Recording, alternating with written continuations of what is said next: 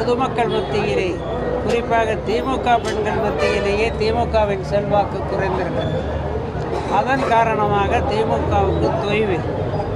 அதிமுகவுக்கு இருப்பா அவர் கேட்ட கேள்விக்கு பதில் சொல்ல வேண்டாமா? எதுக்கு அவசரப்பட? அதனால தொய்வு.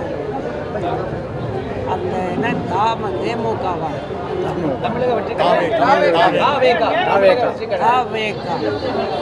தாவேகாவை பொறுத்த வரைக்கும் கணக்கை துல்லியமாக போட்டு பார்ப்பீர்களே என்றால் அவர்களுக்கு அர்பன் ஏரியாக்களில் திமுகவுக்கு ஏற்பட்ட தொய்வு, அந்த பிசிக்கு அது என்ன கையில் தமிழக வெற்றி கழகம், தமிழக வெற்றி கழகத்துக்கு வெற்றியாக அமைந்திருக்கிறது.